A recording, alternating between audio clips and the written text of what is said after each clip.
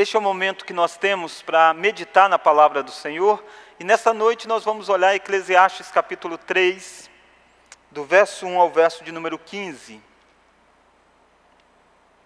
Diz assim a palavra de Deus: tudo tem o seu tempo determinado, e há tempo para todo propósito debaixo do céu.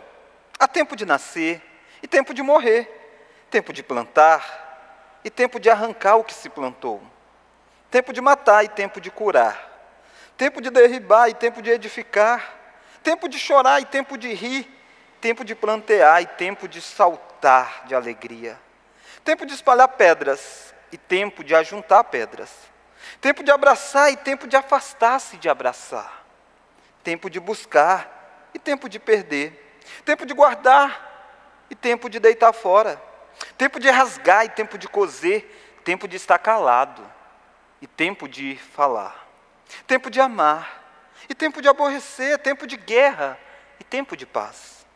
Que proveito tem o trabalhador naquilo com que se afadiga? Vi o trabalho que Deus impôs aos filhos dos homens para com ele os afligir. Tudo fez Deus formoso no seu devido tempo. Também pôs a eternidade no coração do homem, sem que este possa descobrir as obras que Deus fez desde o princípio até ao fim. Sei que nada há melhor para o homem do que regozijar-se e levar a vida regalada. E também que é dom de Deus, que possa o homem comer, beber e desfrutar o bem de todo o seu trabalho. Sei que tudo quanto Deus faz durará eternamente. Nada lhe pode acrescentar nem nada lhe tirar. E isto faz Deus para que os homens temam diante dele. O que é, já foi. E o que há de ser, também já foi. Deus fará renovar-se o que se passou. Vamos orar? Deus, abençoe a tua palavra lida, ilumine o nosso coração, a nossa mente para entender a tua verdade. Fale conosco, Pai, em nome de Jesus. Amém. Irmãos, o livro de Eclesiastes, ele é um livro fascinante. É um livro intrigante também em muitas das suas afirmações. O livro de Eclesiastes tem uma palavra que norteia todo o livro e que eu e você precisamos sempre lembrar dela, que é a palavra tudo é vaidade. O autor vai escrevendo e vai dizendo tudo é vaidade, tudo é vaidade. Ele compara um aspecto aqui, outro aspecto aí da criação, algumas atividades que o homem faz e normalmente ele conclui dizendo, também vi que isto era vaidade. E a palavra hebraica usada para vaidade no livro de Eclesiastes é uma palavra que dá a ideia de hálito, de vapor, de algo passageiro, é a ideia de algo que nós não podemos pegar, é como se fosse aquela fumacinha que sai da boca, aquele hálito, aquele vaporzinho que sai da boca num dia frio, e aí você tenta segurar, ele acaba, ele some, ele passa pelas mãos. E o que o escritor está fazendo, ele está chamando a atenção para que a vida debaixo do sol, tudo debaixo do sol é como se fosse um vapor, é algo que você agarra nele e de repente vai embora, passou. É vaidade, tudo é vaidade. Todavia este livro não é um livro pessimista, como alguns acabam achando. Na primeira vez que você lê o livro de Eclesiastes, talvez você pode achar um tom muito pessimista. Aliás, alguém já disse que o livro de Eclesiastes é o livro mais mal-humorado da Bíblia. Eu não concordo com essa afirmação. É um equívoco. O livro de Eclesiastes tem que ser entendido corretamente. E, de fato, o livro de Eclesiastes mostra para nós que a vida debaixo do sol, do sol, é uma vida que não passa de cansaço e enfado. Mas há uma realidade neste livro que não pode passar despercebido, que há uma vida acima do sol, há uma vida acima do céu que você contempla. E a perspectiva da vida lá de cima, é muito melhor. E aí sim, entendendo que a vida não se limita às coisas que acontecem debaixo do sol, a vida se torna uma vida fascinante de ser vivida. É por isso que o finalzinho do livro de Eclesiastes, o autor traz essa tônica de esperança, dizendo, lembra-te do teu Criador antes que venham os maus dias. Ele está dizendo, olhe para cima, erga sua cabeça, entenda que existe algo acima desta realidade contemplada com os teus olhos. E a partir desta perspectiva, se você lembrar do seu Criador, durante a sua jornada debaixo do sol, você desfrutará de uma vida eterna para sempre, de prazer e delícias. E o capítulo 3 de Eclesiastes, então, vai tratar dos diferentes tempos que acontecem na nossa vida, dos diferentes momentos da nossa vida, nesta vida debaixo do sol. Nesta vida debaixo do sol não é uma vida monótona, não é uma vida de um tom só, não é uma vida marcada apenas de uma forma, de um tipo de emoção, não. É uma vida que tem uma diversidade de tempos. E nessa noite eu quero olhar com você sobre Deus e o tempo. Deus e o tempo. Irmãos, a palavra tempo é uma palavra central neste capítulo 3. É o tempo todo usando a palavra tempo. É tempo de nascer, é tempo de morrer, tempo de plantar, tempo de derribar o que se plantou, tempo de matar, tempo de curar, e aí vai cheio de tempo. O que esse texto quer nos ensinar é Deus e o tempo. O que é que eu e você podemos aprender deste tema, Deus e o tempo? A primeira lição que nós encontramos é a soberania de Deus em todo o tempo. Se você olhar o capítulo 3, verso 1, você encontra a seguinte afirmação: tudo tem o seu tempo determinado. Percebe a expressão determinado? E há tempo para todo o propósito debaixo do céu. Há uma afirmação categórica de que a vida aqui debaixo do céu, a vida debaixo do sol, é uma vida onde tudo tem um tempo determinado, marcado, que toca no tempo certo. É um relógio que está com o despertador ajustado, é um relógio que está acertado, e as coisas vão acontecer num determinado tempo da história do desenvolvimento. Mas a grande pergunta é, e essa expressão determinado? Essa expressão determinado, surge a pergunta, determinado por quem? E quando você olha o versículo de número 11, você percebe que Deus é o agente que determina sobre os tempos. O verso 11 diz, tudo fez Deus formoso no seu devido tempo. Então a primeira lição é a soberania de Deus em todo o tempo. Se a vida debaixo do sol é uma vida que é marcada por uma série de coisas que já estão cronometradas, determinadas por Deus, então isso traz algumas implicações para nós. Uma delas é que isso nos ensina que nós não temos o controle das coisas que acontecem. Você já percebeu como é que eu e você não conseguimos muito controlar a nossa vida? Não conseguimos muito controlar a vida dos nossos familiares. Não conseguimos controlar a vida do nosso bairro. Não conseguimos controlar os acontecimentos na nossa cidade. Não conseguimos controlar os acontecimentos no nosso país. E não conseguimos controlar os acontecimentos no mundo.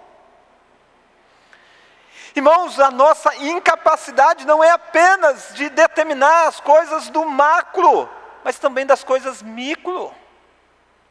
Quantas vezes você já traçou um projeto? Quantas vezes você já determinou algumas coisas na sua agenda e não há nada de errado nisso? A Bíblia diz que nós devemos planejar. Mas você já reparou que muitas das coisas que você planejou, você não teve como ser executada? Porque um fator externo a você mudou tudo. O maior exemplo é esse isolamento social que nós estamos. Irmãos, nunca nós tínhamos planejado que nós estaríamos reunidos num domingo sem a presença de membros da igreja. Isso não é algo que está no nosso planejamento. Isso não estava no planejamento de muitos. Mas tudo foi determinado por Deus. Então a implicação, eu sei que você sabe que Deus é quem determina tudo, mas você esquece que a implicação disso é que você não tem o controle então de todas as coisas. Você não é o agente que constrói a história. por mais que Deus, via de regra, utiliza do mecanismo de causa e efeito, Deus faz as coisas através de uma causa, Deus utiliza a pessoa para determinados efeitos, mas a vida não se limita a causa e efeito. A vida não se limita no sentido, se eu fizer tal coisa, vai acontecer tal coisa sempre. Não. Há tempo para todas as coisas na vida, porque Deus determina essas coisas. Mas, irmãos, essa ideia de que Deus é quem determina os tempos, os acontecimentos nessa vida debaixo do sol, debaixo do céu, nos ensina também que a história não está nas mãos dos mais poderosos. Parece que está aos olhos humanos. Parece que os poderosos vão governar e vão determinar o que vai acontecer amanhã, no próximo mês. Mas não, irmãos. A agenda da história do mundo está nas mãos de Deus.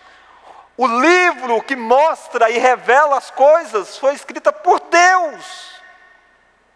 Por mais poderoso que alguém seja, por mais poderoso que seja uma nação, por mais poderoso que seja um governo, eles não conseguem determinar os rumos da história. Eles são agentes na história e Deus os utiliza. Deus levanta reis e derruba reis. Deus levanta impérios e derruba impérios. Mas eles são agentes e a história segue o seu curso, porque Deus determina as coisas. E eu gostaria que você entendesse isso de uma vez por todas, para que a sua confiança esteja naquele que domina sobre tudo. Para que o seu agir no mundo não seja um agir achando que a sua força vai mudar as estruturas. Não, é Deus quem faz, queridos. Uma outra implicação que nós encontramos desse governo de Deus sobre a história é que a história não é fruto do acaso. O que significa isso? Significa assim, o dia do amanhã, não assim, vamos ver o que dá. E agora é a sorte cega. Não, não é isso. O dia do amanhã é o dia decretado por Deus. O ano de 2020 é o ano decretado por Deus. Aliás, rodou uma charge muito até engraçada, né? Que dizia assim, o ano de 2020 veio com um vírus. Pode devolver e vamos para a próxima versão 2021. Essa é uma piada, naturalmente. Mas, irmão, sabe, o ano de 2020 é um tempo que Deus decretou. Deus é o autor deste ano que nós estamos passando. Deus é o autor deste primeiro trimestre que nós passamos. Deus é o autor dos próximos trimestres que nós viveremos. Há tempo para tudo na vida. E Deus direciona esse tempo como Ele quer. E nós o vivenciamos. A história não é fruto do acaso. Nós não vivemos desesperado com o dia do amanhã, porque a Bíblia diz que o amanhã trará os seus cuidados. Mas essa ideia de que Deus é o Deus que determina sobre todas as coisas, poderia talvez gerar em mim e em você a sensação de um determinismo. O que é um determinismo? As coisas são assim, estão pronto, não tem o que fazer, e o que vai acontecer, seja lá o que for. Não, não é isso. A história não está nas mãos de alguém que não sabe o que faz. A história está nas mãos de alguém que é sábio, de alguém que é todo-poderoso, de alguém que criou todas as coisas, de alguém que chama as estrelas pelo seu nome, como nós lemos em Isaías. É esse mesmo Deus que determina o tempo na nossa vida. O tempo no sentido da macro-história, as coisas grandes que acontecem, e todo mundo se envolve nelas, mas as coisas micros que acontecem, onde você é que está envolvido nela. É Deus quem direciona esses tempos, e aí é uma série de coisas que eu e você precisamos aplicar na nossa vida. A primeira grande lição de Deus e o tempo é a soberania de Deus sobre o tempo. Ele é quem determina. Isso tira então de nós a ideia de que nós temos o controle absoluto de todas as coisas. Não temos. Não temos o controle de nada na nossa vida. Isso tira de nós a crença de que a história está nas mãos dos homens mais poderosos. Não, a história está nas mãos de Deus. É interessante que Israel teve homens poderosos. Israel teve Moisés, teve Davi, teve Abraão, mas não são esses homens que determinaram a história de Israel. Eclesiastes diz, Deus é quem determina. Aliás, quem escreve Eclesiastes é Salomão. Salomão é o homem mais sábio. Deus deu sabedoria a ele. Ele podia dizer, se eu articular isso, se eu articular aquilo, eu resolvo as coisas, eu consigo prever o futuro, eu consigo criar o futuro. Ele diz, não consigo. É Deus quem determina essas coisas. Eu sou só o agente delas. A grande implicação disso é que a história não é fruto do acaso, mas de um direcionamento de Deus. Mas eu chamo a sua atenção para a segunda lição. A primeira, então, é a soberania de Deus em todo o tempo. A segunda lição que eu quero ver com você é a diversidade de tempos debaixo do sol. Olha o versículo 2 até o versículo de número 8. Você vai encontrar aí 14 pares opostos. Como assim pares opostos? Por exemplo, tempo de nascer, tempo de morrer. Tempo de plantar, tempo de arrancar o que se plantou. Tempo de matar, tempo de curar. E por aí vai. São 14 pares opostos. E aqui você percebe então que Deus tem uma diversidade de tempos na nossa vida. É como se fosse um pano, uma série um bordado que Deus está fazendo, e neste bordado há vários tons, há várias cores. E Deus utiliza dessas cores, e a beleza do bordado, ou a beleza de um mosaico, é a diversidade aí presente. Isso é a história da humanidade.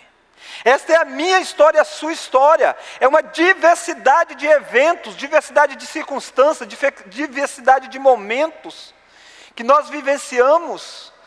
E essa diversidade, elas são descritas aqui em polos opostos, na ideia de pegar tudo que está entre aqueles dois polos.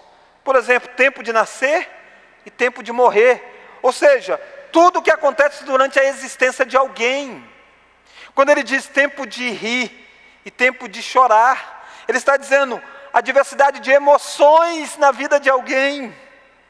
Tempo de plantar e tempo de arrancar, ele está dizendo tempo de investir e tempo de colher aquilo que investiu. Ele está dizendo, durante todo esse processo, há uma diversidade de momentos na nossa vida, queridos.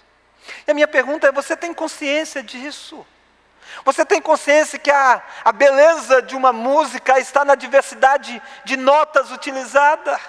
Não pode ser só apenas dó, não pode ser apenas sol, mas é na diversidade de notas. E quanto mais diversas notas presentes numa sequência musical, mais bela é a melodia.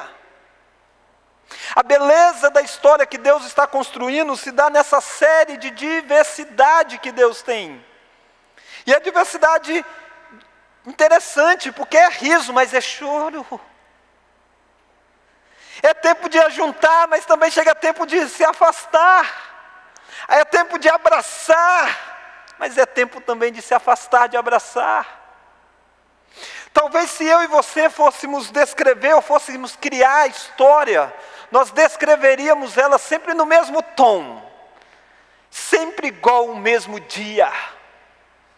Rapidamente você veria que monótono seria.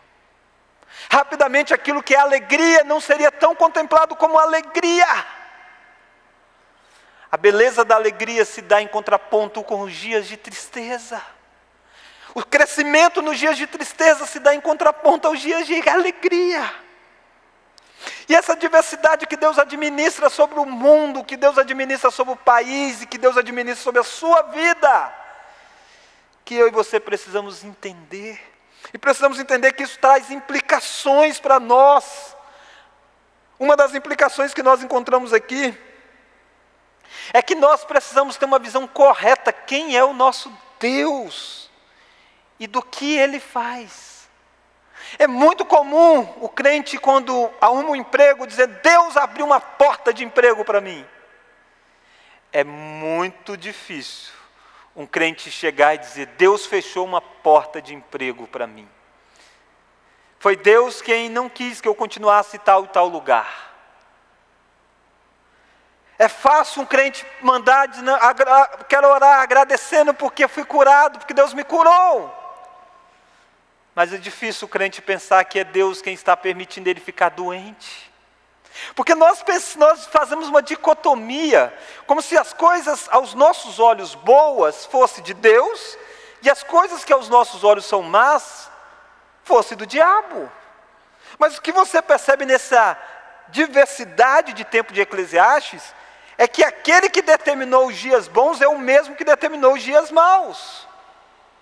Você entende aqui que, olhando para essa diversidade de tempos, você entende mais quem é o seu Deus. O seu Deus é um Deus que manifesta bondade sobre a sua vida, mas o seu Deus é o Deus que manifesta juízo também. E há momentos que nós desfrutamos do juízo de Deus, ainda o juízo parcial. Há um momento que a humanidade passa por juízos parciais de Deus. E há momentos que a humanidade passa pela influir da graça comum de Deus e há avanços tecnológicos. Essa diversidade deve nos lembrar quem é o nosso Deus.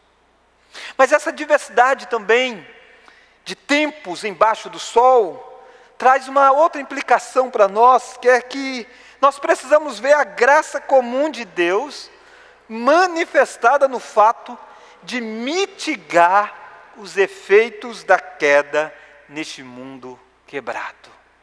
Irmãos, eu e você não deveríamos estranhar que nós passemos pelos dias de luto, pelos dias de choro, pelos dias de aflição, que o mundo fique em caos, que o mundo vive em guerras, que o mundo passe por pandemias. Porque se nós fôssemos apenas vivenciar aquilo que nós merecemos, aquilo que o mundo merece, nós teríamos muito mais tempos assim. Porque o mundo que Deus criou perfeito foi quebrado pelo pecado do homem. Há uma frase no livro de Gênesis que Deus vai criando e vai dizendo: tudo é muito bom, tudo é muito bom, tudo é muito bom. E viu Deus que era bom. Até que entra o pecado na história. E aí Deus diz: maldita é a terra por tua causa. Esse texto tão conhecido, às vezes a gente perde o impacto que é isso. Aquela coisa bela criada por Deus, que revela a glória de Deus. Deus diz assim: ela está amaldiçoada por causa do pecado daquele homem que é a imagem e semelhança de Deus. Daquele que foi colocado no jardim para guardar o jardim, para proteger o jardim, para administrar sobre o jardim, para crescer o jardim. Através dele, o jardim se torna, o mundo se torna amaldiçoado. E esse mundo afetado pelo pecado, era para ser um mundo onde nós só teríamos momentos de tristeza. Mas Deus faz manifestar a sua graça sobre a humanidade.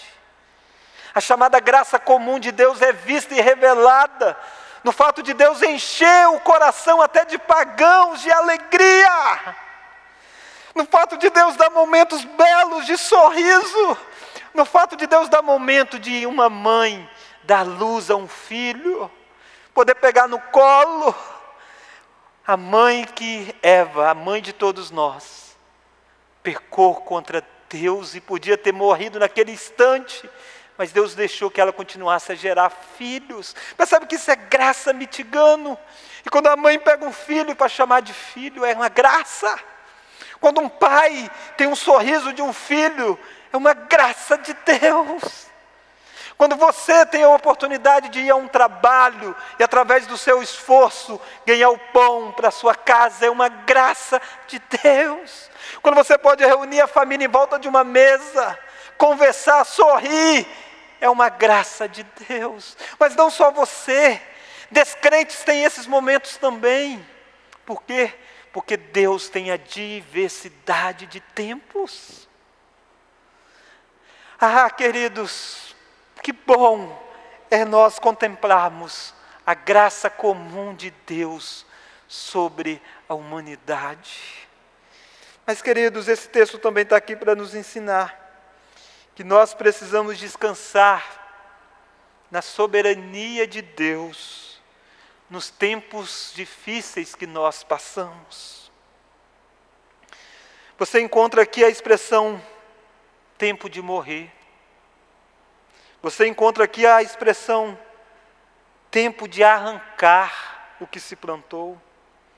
Você encontra a expressão tempo de chorar, tempo de plantear, tempo de guerra. São dias difíceis, são dias que abalam, são dias que fazem o coração muitas vezes tremer. Mas nós precisamos confiar no mesmo Deus que nos deu os dias de alegria. Precisamos confiar que a história faz parte dessa diversidade de tons na nossa vida. A diversidade tem feito o que com você? E às vezes tem pessoas que não conseguem lidar com isso. Tem gente que não consegue viver o luto. Tem gente que não consegue viver momentos de alegria. Ele transforma a vida toda em luto. E não vê a beleza que Deus dá dia a dia para eles. E há pessoas que querem ignorar os dias difíceis da vida. E querem viver como se o mar não se abrir, ele passa sobre o mar. Como se nada afetasse o emocional, a vida dele. Queridos, tempo de choro é tempo de Deus trabalhar na nossa vida. Aqueles que passam pelo tempo de choro sorrindo não entendem o que Deus está fazendo na vida deles. Não crescem. E aqueles que não sorriem nos tempos de rir, eles são ingratos para com Deus. Há uma diversidade de tempos. Eu não sei como é que está o seu momento da história. Eu não sei como é que está a sua particularidade. Qual que é o momento que Deus está derramando sobre você? O momento que Deus está permitindo você viver. Talvez o seu momento é diferente do outro momento do seu próprio familiar dentro da sua casa. E Deus quer trabalhar nessa diversidade que você passa. Não agarre num momento só da vida. Não tenha pressa para viver todos os momentos. Há tempo para tudo. Você que tem adolescente em casa, você sabe como é que é. Tem adolescentes que estão entrando na adolescência, ele quer tudo, e você diz, ainda não chegou a hora, ainda você não pode tais coisas, você ainda não pode sair até tal horário. Queridos, há tempo para tudo. Saiba que Deus tem a diversidade.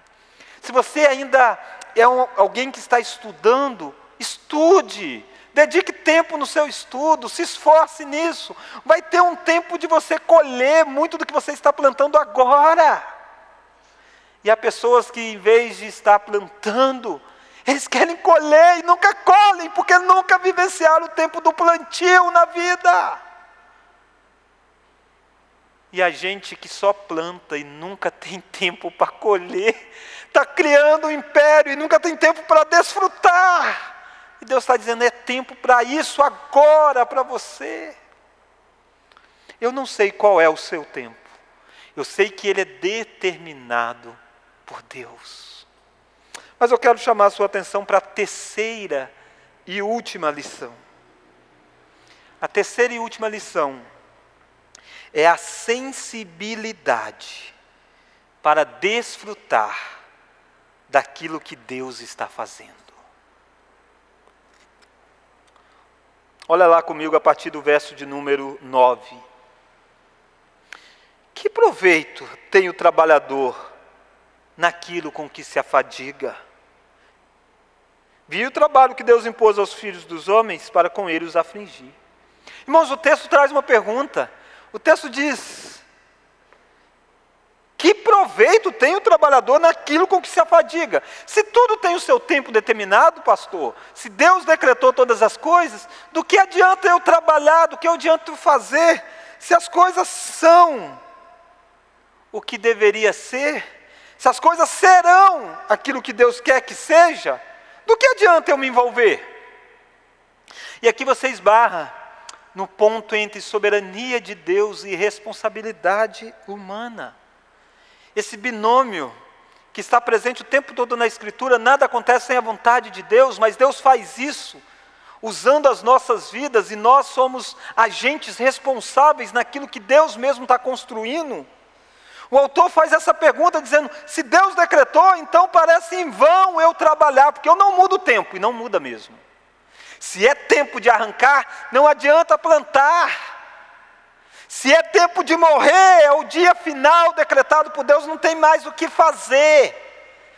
Se não é o dia de morrer, não adianta que não morra.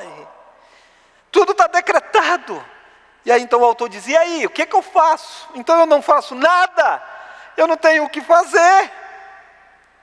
O autor deixa esse enigma de soberania e responsabilidade humana, ainda aqui no texto. Ele não trata disso, é interessante. Ele muda o foco. Ele apresenta a pergunta, mas ele não responde a pergunta. Ele diz assim, pare de querer você ficar com essa briga com Deus. Você é responsável, você tem que trabalhar, porque Deus impôs isso a você. Mas todas as coisas vão acontecer no tempo de Deus. E o que você deve fazer então? Em vez de ficar brigando se eu faço, já que Deus mandou, Deus vai fazer mesmo. Ele manda você contemplar, se alegrar naquilo que Deus está fazendo, se envolver com o coração naquele tempo que Deus deu a você. Olha o versículo 11. Tudo fez Deus formoso no seu devido tempo. Irmãos, percebe? O autor sábio utiliza a expressão formoso. E essa palavra formoso é a ideia de algo belo, e também é utilizada e pode ser traduzida como algo correto. Ele é formoso porque ele é belo, e ele é formoso porque ele é certo. E o que o autor está dizendo assim, essa lista de tempos que Deus designou sobre as nossas vidas, ele é belo e ele é correto. Aliás, essa é a mesma palavra que Abraão, ainda chamado de Abrão, certa feita olha para sua esposa e diz, Sarai, você é uma mulher bela. É a mesma palavra aqui, a beleza de Sarai. É a palavra que o autor diz, tudo que Deus colocou, as peças no mosaico, as cores deste bordado, é belo. O seu conjunto é belo. E Deus está chamando eu e você a desfrutar do tempo enxergando beleza nas coisas. Aí você diz, pastor, é difícil demais isso? Como assim? Como é belo, pastor, uma cena como o tempo da morte? Como pode ser belo o tempo de morrer? O sábio vai dizer que é melhor estar na casa onde há luto do que onde há festa. É belo porque no momento da morte, os vivos podem aprender e refletir sobre a história dele. É belo o tempo da morte, porque na Escritura, a morte é uma inimiga vencida por Cristo. Cristo venceu a morte ao ressuscitar 3 dias e dá a mim e a você a certeza de que a morte não põe fim à nossa história. É lindo o tempo de morrer, porque Paulo chega a dizer, tenho desejo de partir e estar com Cristo, o que é incomparavelmente melhor. É belo o tempo do choro, porque todas as coisas cooperam para o bem daqueles que amam a Deus. É belo o tempo da tribulação, da provação, porque a provação, de acordo com Tiago, tem como objetivo nos fortalecer. É belo as coisas no seu tempo, mas facilmente a gente perde isso de vista. Eu lembro de um episódio que aconteceu comigo com um primo meu. Eu não sou criado na roça, mas ele muito menos. E ele sabe muito menos de roça do que eu. E ele esteve aqui no Brasil e nós fomos então visitar uns parentes no interior. E nessa casa tinha então a aipim. E aí eles falaram assim, pessoal, tem muita aipim, leva aipim lá para a família e tal e tudo mais. E aí nós falamos, então bom, vamos lá arrancar o aipim. Eu conhecia o pé de aipim, mas ele não. E aí nós chegamos perto onde estava o pé de aipim, e ele perguntou, onde está o pé de aipim? Aqui. Aí eu falei, aqui, rapaz. Ele falou, esse aqui que é o pé de aipim? É, e tal. E aí todo mundo, os familiares em volta, e aí então a gente foi arrancar o pé de aipim. Confesso que, como eu disse, eu não sou da roça, apanhei bastante lá para acertar o machado no lugar certo lá. Mas quando comecei a cavar perto da raiz, esse meu primo disse, ei, não, mas calma aí, vai arrancar aipim, o pé de aipim. Aí a minha tia disse, para tirar aipim você vai cortar mesmo. Aipim é a raiz, está lá no fundo, vai cortar, vai arrancar isso aqui. Aí ele disse, não, mas calma aí, vai arrancar isso, mas como? Não, não pode, vai matar. Ele não compreendia que a aipim tinha o tempo de plantar, e na hora de arrancar, cortava mesmo. E a beleza está nisso. Se não fizer isso, ela estraga. É o ciclo. Sabe que eu e você não temos um pé de aipim para arrancar. Mas nós temos momentos assim. Que às vezes a gente está gritando com Deus, dizendo, Deus, por que eu estou vivendo isso? Por que eu estou passando por uma crise financeira? Por que eu estou passando por uma crise social? Por que eu estou passando por uma crise política? Por que eu estou passando por uma crise de saúde pública? E muitas vezes nós não queremos aprender a crescer nesse meio, a entender que nessas coisas Deus está moldando quem nós somos, moldando quem é a igreja de Deus. Um tempo em que a igreja não pode congregar fisicamente as pessoas. Deveria ser um tempo que os membros pensassem, por que isso está acontecendo? E nós não temos a resposta exata do porquê que Deus está fazendo. Mas nós deveríamos então entender o para que Deus está fazendo. Deus está fazendo para que eu e você possamos valorizar o culto congregacional que nós temos. Para que quando eu e você podemos nos reunir em volta da mesa do Senhor, da ceia do Senhor, que nós possamos participar dignamente da ceia do Senhor. Mas muitas vezes Deus está fazendo tantas coisas na história, e eu e você estamos sem ver a formosura nos feitos de Deus. O texto nos desafia a isso, queridos. Mas o texto é um convite para nós vivermos intensamente cada momento que nós temos. Olha o versículo 12. Sei que não há nada melhor para o homem do que regozijar-se e levar a vida regalada. E também que é dom de Deus, é presente, olha, é dom de Deus. Que possa o homem comer, beber e desfrutar o bem de todo o seu trabalho. A minha pergunta é, você tem desfrutado daquilo que Deus dá a você? Você tem desfrutado da família que você tem? Você tem desfrutado do seu arroz e feijão que você tem? Você tem desfrutado das coisas que Deus dá com prazer? Não nas coisas, mas no Deus que dá essas coisas. O fim principal do homem é glorificar e gozar a Deus para todo sempre, em tudo aquilo que Deus dá. Não há espaço para murmuração na vida do crente que entende que a vida é uma diversidade de tempos pela soberania de Deus. Só há espaço para desfrute, para deleite, porque as coisas vêm das mãos do Senhor. E quando a gente passa pelo vale da sombra da morte, Ele está conosco, nos guiando e nos conduzindo. Mas tudo isso é um convite para que eu e você possamos temer a Deus. Olha o versículo 14. Sei que tudo quanto Deus faz durará eternamente. Nada se lhe pode acrescentar e nada lhe tirar. Não adianta brigar com Deus. Não adianta dizer por que Deus faz assim. Nada pode mudar o que Deus faz. Agindo Deus, quem impedirá? Quem pode resistir à vontade de Deus? Mas olha o finalzinho do verso 14. Isto faz Deus, para que os homens temam diante dele. Deus governa com essa sabedoria para que eu e você possamos temer diante de Deus. Como que nós tememos diante de Deus? Reconhecendo a nós que somos impotentes. Nós não podemos mudar um curso sequer da nossa vida. Nós não podemos acrescentar um minuto sequer à nossa existência. Nós não podemos mudar nada na nossa vida. Somos totalmente dependentes da agenda de Deus. Isso deve levar eu e você a temer o Senhor. Não temer no sentido de medo.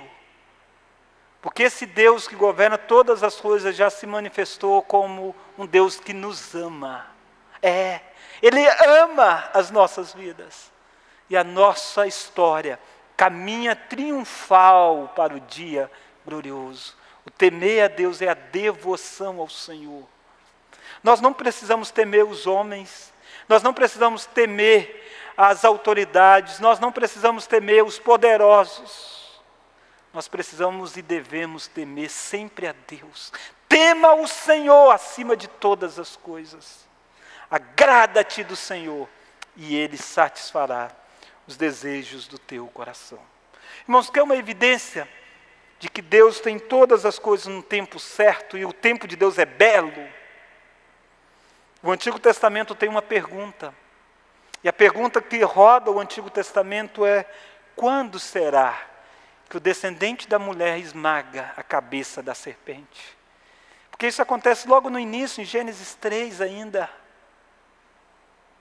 E esse dilema, quando vai ser o tempo? Há tempo para tantas coisas em Israel, há tempo para uma teocracia, há tempo para essa teocracia ser governada através de um líder como Moisés, através de juízes, através de reis.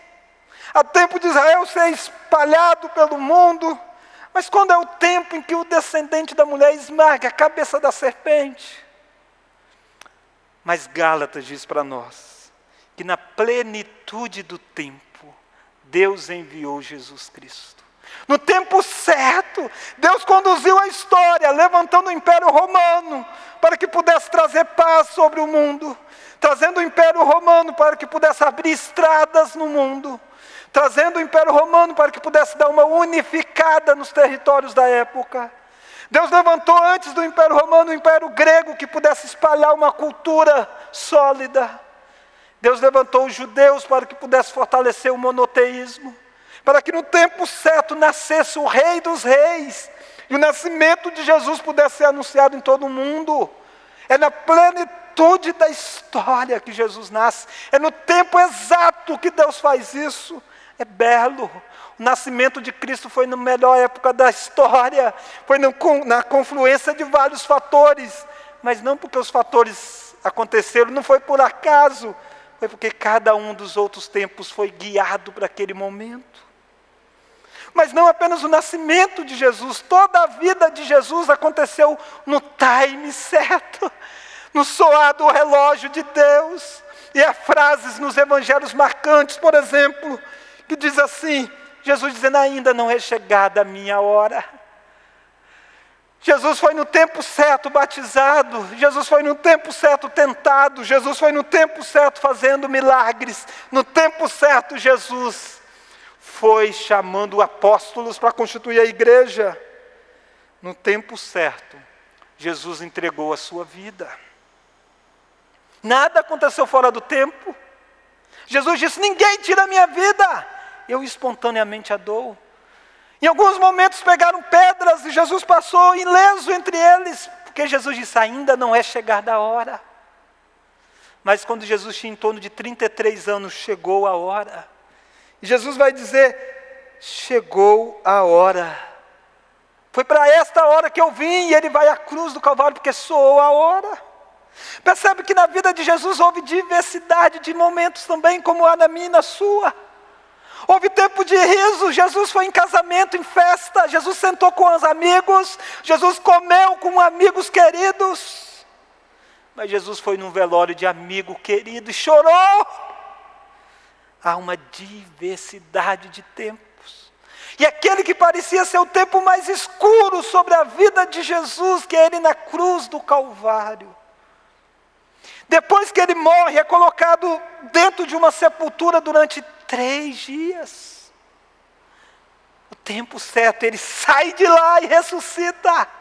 A noite escura da vida de Jesus raiou em luz na sua ressurreição. Porque no tempo certo ele nasceu, no tempo certo ele viveu, no tempo certo ele morreu, no tempo certo ele ressuscitou. E ele fala que existe um tempo certo para ele voltar. Assim como num tempo ele nasce, no tempo certo ele volta. E é no tempo em que ele volta, que ele enxuga dos olhos toda a nossa lágrima. É no tempo que ele volta que a criação será toda redimida. É no tempo que ele voltar que não haverá mais essa diversidade de tempo de choro, porque não há mais dor, não há luto, não há pranto.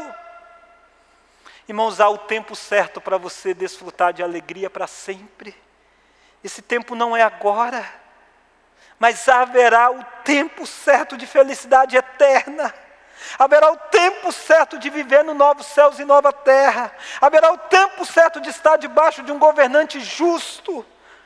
Haverá o tempo certo de contemplar a santidade total de Deus fazer nova todas as coisas.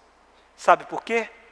Porque tudo tem o seu tempo determinado. Como você vive nessa vida debaixo do sol? Há tempo determinado para tudo aqui. Viva cada um deles, mas lembra que tudo isso é um tempo pequeno, perto da eternidade, que no tempo certo se manifestará a todos que verdadeiramente creram em Jesus Cristo. Vamos orar?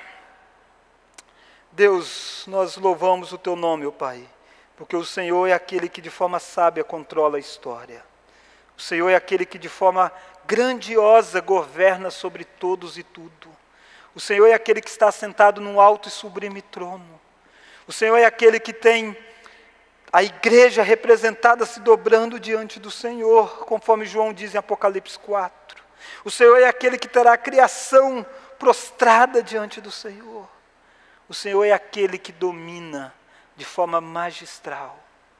Deus, nos dê sabedoria para viver cada momento intensamente, que nós possamos crescer dia a dia na imagem perfeita do Teu Filho em nós. Obrigado, Deus, porque o dia da glorificação chegará, quando nós não mais teremos pecado em nós e conviveremos com pessoas sem pecado. Até aquele dia, mantenha os nossos olhos fitos no Senhor. É a oração que nós fazemos, no nome de Jesus Cristo, que é o dono de todo o tempo. Amém.